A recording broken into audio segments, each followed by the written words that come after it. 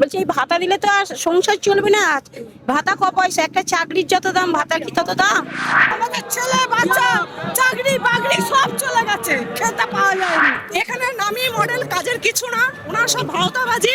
এক একটা জায়গায় গিয়ে দেখতে পাবেন, এক সামনে গেলে দেখতে পাবেন রাস্তার অবস্থা খুবই খারাপ, মানুষ চলাফেরা করতে পারছে না। ডায়মন্ড হারবার নামই আছে শুধু, কিন্তু পুরো ড্যামেজ আছে। আমাদের এখানকার ছেলেরা বাইরে গিয়ে কাজ করছে। আমাদের দেশের চাকরি নেই, কাজ নেই, কোনো শিল্পে নেই, কিছু নেই। লাকি ভান্ডার চাই না, মহিলা সুরক্ষা চাই, চাকরি চাই। দিদি কিছু আর করতে পারছে না। একটা মহিলা হয়ে মহিলাদের এত অত্যাচার, আজকের অভয়েরও কি এখনো পর্যন্ত কোনো বিচার আচার হলো? কিছুই হলো না।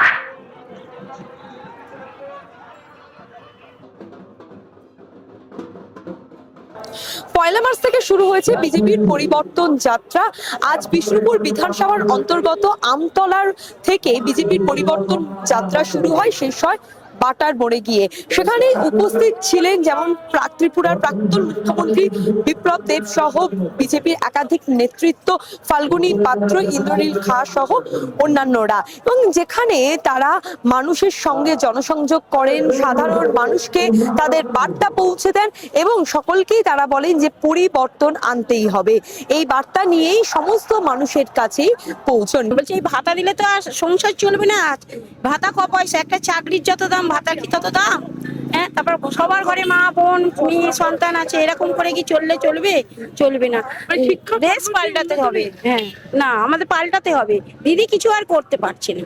একটা মহিলা হয়ে মহিলাদের এত অত্যাচার, আজকের অভয়েরও কি এখনো পর্যন্ত কোনো বিচার আচার হলো? কিছুই হলো না। তাহলে এই ভাতা নিয়ে কি করবে? ঘরে ঘরে যত গরিব মা বাবারা জিনিসপত্র বেচা কেনা বিক্রি বাক্কারা জায়গা জমি করে তাদের ছেলে মেয়েদের পড়াশোনা শিখেছে কি বিদেশে যাওয়ার জন্য। এই দেশে কি কিছু উন্নতি হবে না? না কিছু নেই। আমরা তো চাইছি সেটাই হোক। হ্যাঁ, তার জন্যই তো আমাদের পরিবর্তনই চাই।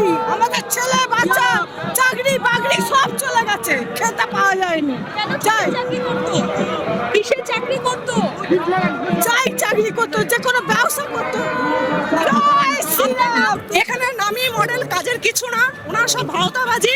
এক একটা জায়গায় গিয়ে দেখতে পাবেন, এক সামনে গেলে দেখতে পাবেন রাস্তার অবস্থা খুবই খারাপ, মানুষ চলাফেরা করতে পারছে না। আমরা মেয়েরা সুরক্ষিত নেই, তা সেখানে মডেল না হওয়ার কথা। নিজের লোকসভা অভিষেক বন্দ্যোপাধ্যায়ের সেখানে তো এটাতে বাড়তি নজর, মানে তিনি সবসময় বলেন যে উনি যতটা বলেন কাজে ততটা কিছুই না, আপনারাও জানেন এবং আমাদের যত জনগণ আছে তারাও জানেন। কেউ ভয় মুখ খুলছে, কেউ ভয় মুখ খুলছে না।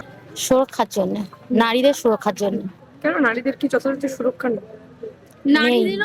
নেই, আর ছেলেদেরও নেই, ছেলেদের চাকরি নেই, কিছুই নেই, হ্যাঁ, শিল্প নেই, ঠিক আছে, কোনো কাজ কর্ম কিছু নেই। আমাদের এখানকার ছেলেরা বাইরে গিয়ে কাজ করছে। আমাদের দেশের চাকরি নেই, কাজ নেই, কোনো শিল্পে নেই, কিছু নেই। ছেলেদের কি উপযুক্ত ভাতা? আজকে থেকে ভাতা দেবে বলছে, আবার যেটা যুব ভাতা সেটাই কি সুবিধা হবে কোনো? দিদি বলেইছে তো যে ভোটে যদি জেতে তবেই পাবে, নয়তো পাবে না। কিন্তু আজকে ঘোষণা করছে আজ থেকেই দিয়ে দেবে, তাহলে কি এটা কি কোনো রকম ভোটের জন্য? হয়তো হবে তাই, ভোটের জন্য, সামনে ভোট, সেই জন্য হয়তো। ইউয়ার জন্য লাকি ভান্ডার চাই না, মহিলা সুরক্ষা চাই, চাকরি চাই। তারপরে পরিবর্তন অনেক দরকার আছে। এখানে চুরি চামারি, শুধু চুরি চামারি হচ্ছে, দুর্নীতি হচ্ছে। এখানে চাকরি কোথায়? এখানে তো কিচ্ছু মহিলা সুরক্ষিত নেই। আপনার এলাকার বিধায়ক কাজ করেছে? হ্যাঁ, কাজ করছে।